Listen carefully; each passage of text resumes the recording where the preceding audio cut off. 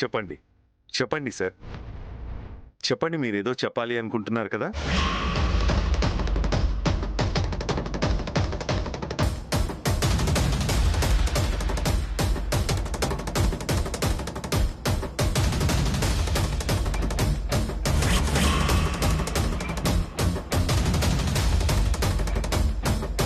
చెప్పడానికి ఏముంటుందండి, ఏం లేదు.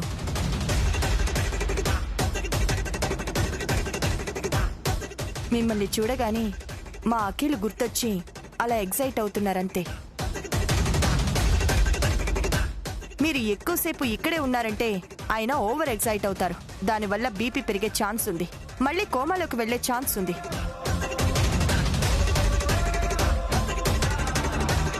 ఇక్కడి నుంచి అందరం బయటికి వెళ్తాం, పదండి ప్లీజ్.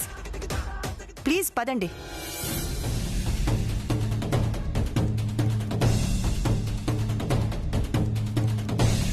ఆయన్ని ఇబ్బంది పెట్టొద్దు, రండి.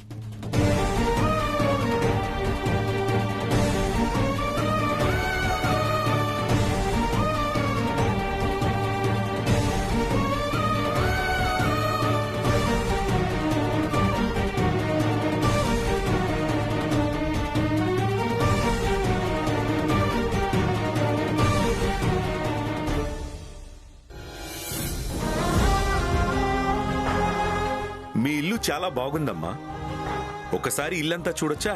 అయ్యో, అదేం భాగ్యం బాబు, తప్పకుండా చూడండి. ఐశ్వర్య, వాళ్ళకి ఇల్లు చూపించమ్మా.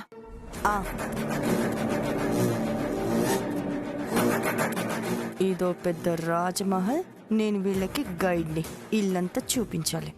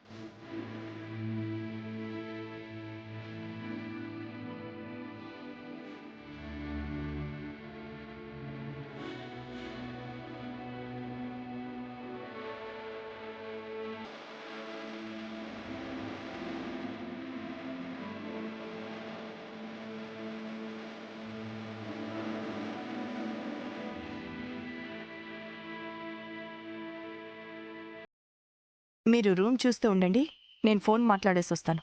అలాగే మేడం.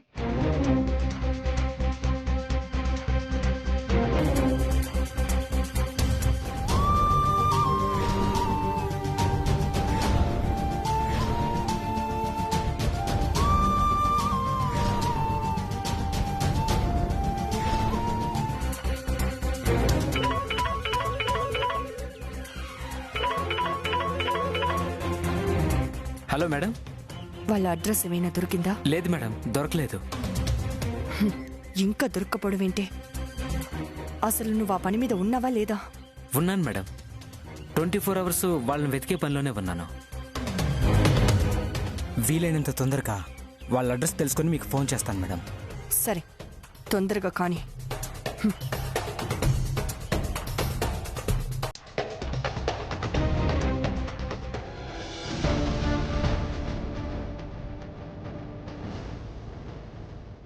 అదండి.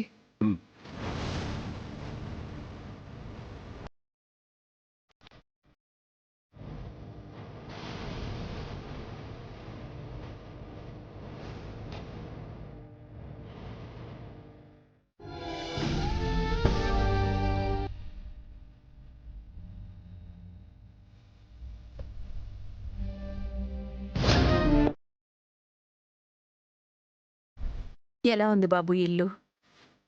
బాగుందమ్మా, చాలా బాగుంది.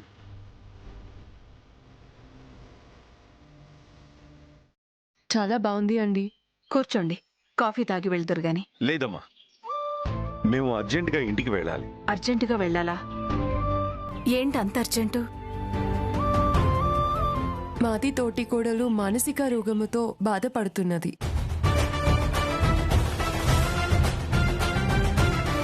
ఇప్పుడు డాక్టర్ది అపాయింట్మెంట్ ఉంది, అందుకే వెళ్ళడానికి తొందరపడుతున్నాం. అలా అయితే బయలుదేరండి బాబు. అప్పుడప్పుడు వస్తూ ఉండండి. అలాగేనండి. మాది తోటి కోడలికి రోగం కుదిరితే ఎప్పుడు కావాలంటే అప్పుడు వస్తాం. వెళ్ళొస్తామమ్మా. మమ్మల్ని ఆశీర్వదించండి. చిరంజీవ, దీర్ఘ సుమంగళీ భవ, దీర్ఘాయుష్మాన్ భవ. వస్తామమ్మా. మంచిది బాబు. చలో.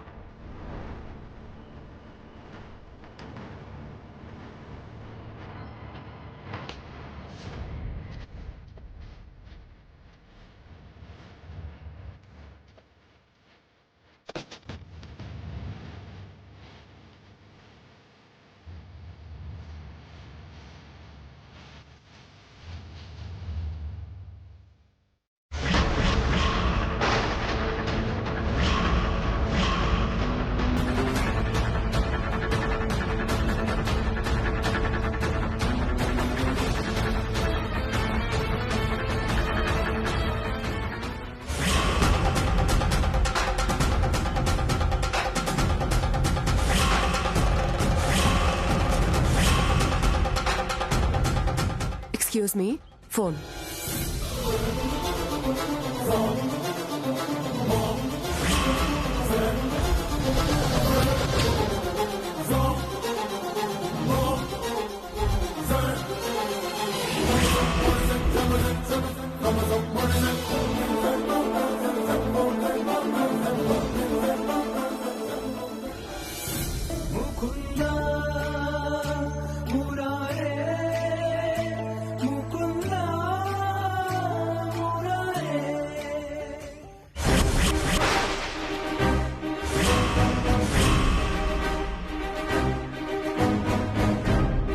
కన్నయ్య, అనుకోకుండా మళ్ళీ మేము ఇంటికి వచ్చాము.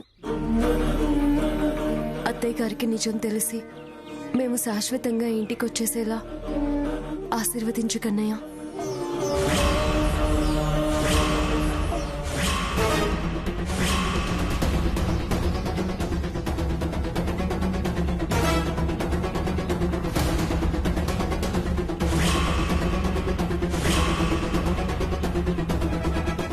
ఇదేంటి, ఫరా కన్నయ్యకి దండం పెట్టడం ఏంటి?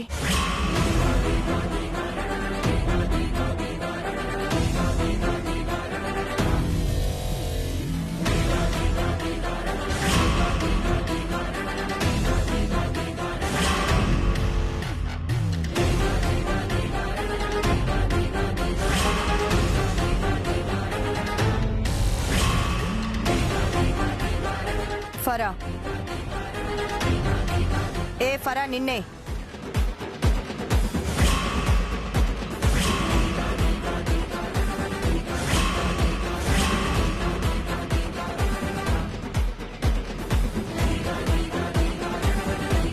ఏంటి మేడం, నువ్వు కన్నయ్యకి దండం పెడుతున్నావేంటి?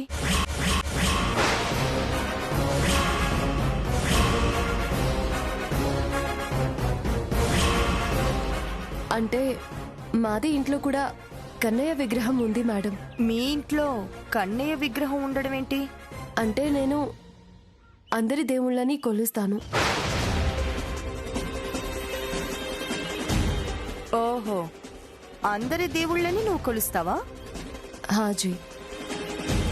ఫరా, కన్నయ్యకి పూజ చేస్తుందని తెలిస్తే మా అత్తయ్య గారు తట్టుకోలేరమ్మా.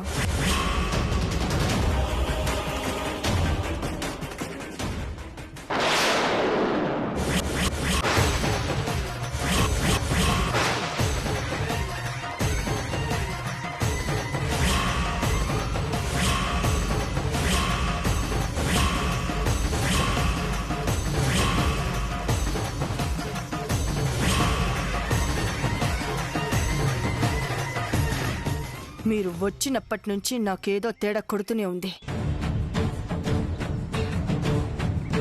మరీ ఇంత తేడా ఉంటుందనుకోలేదు. సిగ్గులేదా మీకు?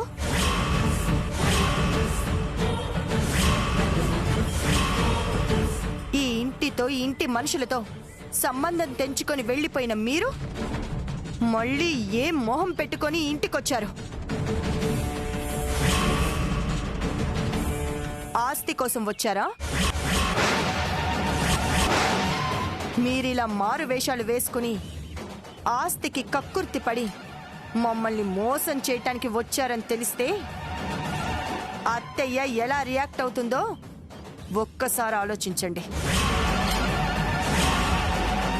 అయినా ఎంతకాలం ఇలా వేషాలు వేసి మోసం చేయాలనుకుంటారు? అసలు మీలాంటి వాళ్ళని చాలు.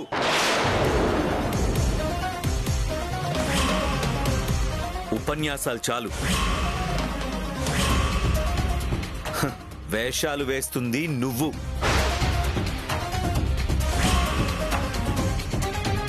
ఈరోజు డాడీ అలా మంచాన పడి ఉండడానికి కారణం నువ్వు. మేము ఇల్లు వదిలి వెళ్ళిపోవడానికి కారణం నువ్వు. మేము నీలాగా మోసాలు చేసే మనుషులం కాదు. మేము ఎవ్వరినీ మోసం చేయడానికి ఇక్కడికి రాలేదు.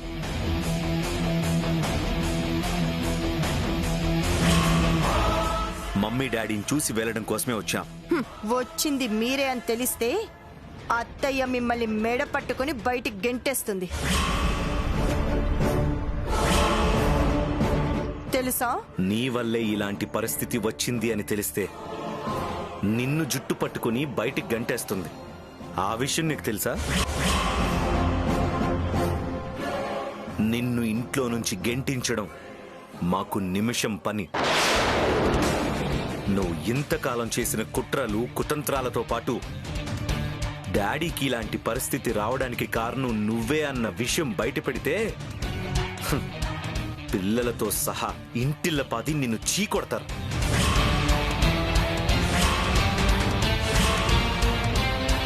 అరుణ్ అన్నయ్య నీ మొహాన విడాకులు విసిరి కొడతాడు.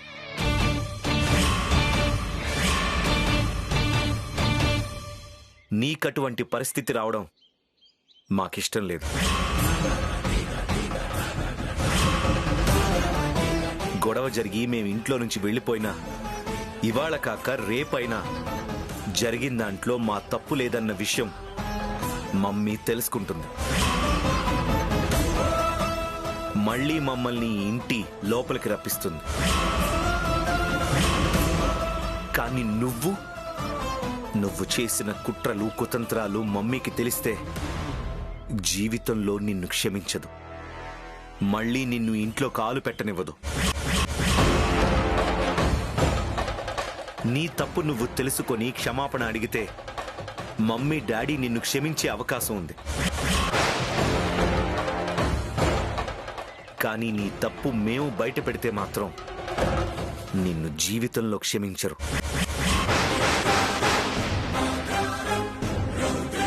ముగ్గురు కొడుకులు కోడళ్ళు ఎప్పుడూ కలిసి ఉండాలనేది మా డాడీ కోరిక.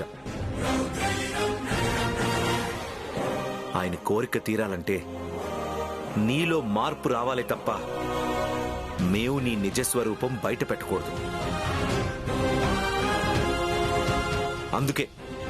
అందుకే ఇంతకాలం సైలెంట్గా ఉన్నాం.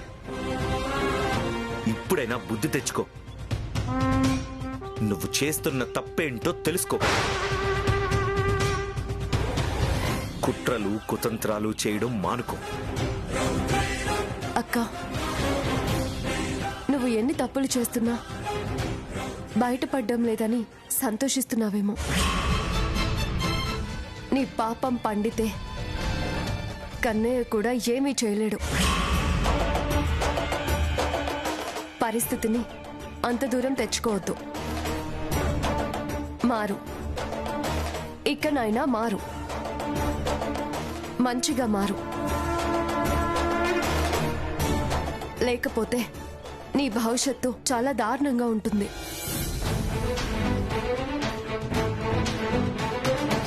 పదండి అఖిల్ బాబు.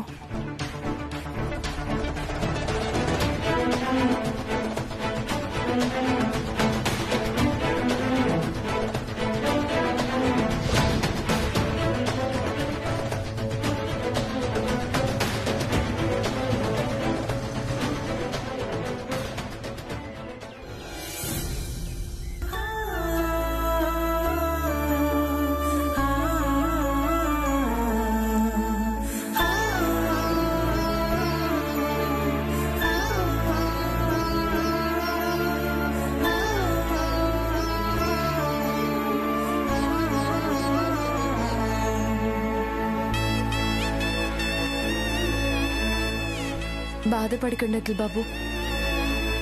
జరిగిందే తలుచుకుని బాధపడడం వల్ల ఉపయోగమేమీ లేదు. అత్తయ్య మామయ్య ఆరోగ్యంగా ఉన్నారు కదా, అది చాలు మనకి. ఐశ్వర్యక్క అంతే, ఆవిడలో అంత తేలిగ్గా మార్పు రాదు. వదిలేయండి. అలా అని ఎలా వదిలేస్తాం శ్యామ? మన మీద కోపంతో ఆవిడ మమ్మీ డాడీకి ఏదైనా అపకారం తలపెడుతుందనే నా భయం.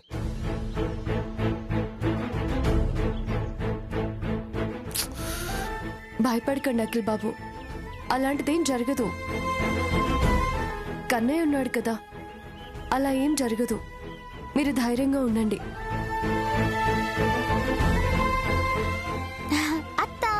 అత్త, ఏంటత్త అలా ఉన్నారు? ఎలా ఉన్నాం? బానే ఉన్నాం కదా, కదండి? అవును, బానే ఉన్నాం. లేదు, మీ మొహాలేదో తేడాగా ఉన్నాయి. తేడాగానా? అంటే అంటే డల్ గా ఉన్నారు. అన్నం తినలేదా మీరు? తినలేదు, అసలు వంటే చేయలేదేమో. అదేం లేదు, వండుకున్నామమ్మా.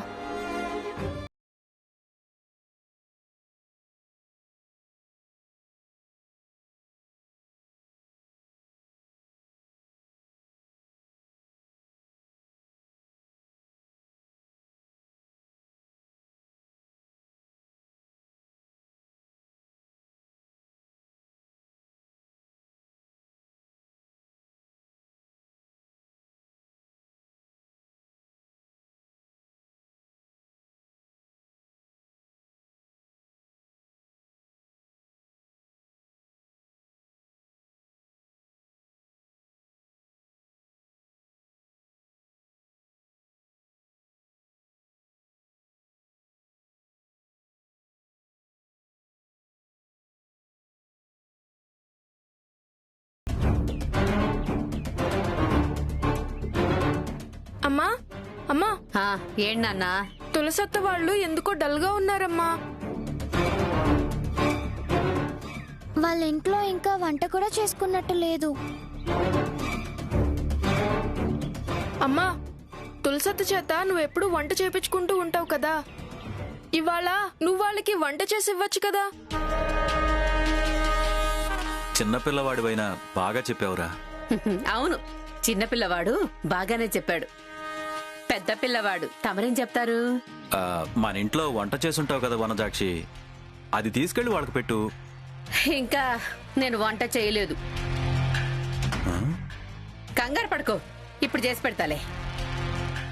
అదేంటి వనజాక్షి, వంట చేయడానికి వంటింట్లోకి వెళ్ళాలి గాని వాళ్ళింట్లోకి వెళ్తున్నావేంటి? తులసి వాళ్ళ ఇంటికెళ్ళి వాళ్ళ ఇంట్లో స్టవ్ మీద వాళ్ళ సరుకులతో వంట చేసి వాళ్ళకి పెడతానన్నమాట. ఒక అరగంట ఆగి మీరు కూడా అక్కడికి వచ్చేయండి, అందరూ అక్కడే తిందాం. ఏంటి అలా చూస్తున్నావు? అక్కడ ఇక్కడ 2 చోట్ల వంట చేయడం ఎందుకని వాళ్ళ ఇంట్లో వంట చేస్తున్నాను. ఆ చేసేదేదో మన ఇంట్లోనే చేయొచ్చు కదా. పక్కింట్లో వంట చేసుకొని తింటే రుచిగా ఉంటుంది. పక్కింటి పుల్లకూర రుచిగా ఉంటుందంటారు కదా, వినలేదా? మీ అమ్మ ఈ జన్మలో మారదురా. ఎక్స్క్యూజ్ మీ మేడం, చెప్పండి. నిఖిల్ గారు ఉన్నారా మేడం? ఉన్నారండి. మీరు? యాప్ డెవలపర్స్ అండి. ఓ, మీరా? రండి. Thank you.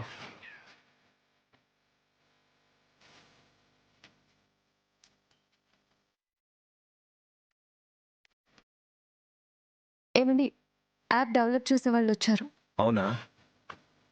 Hello, this is Nikhil. This is Kumar sir. Rajesh. రండి.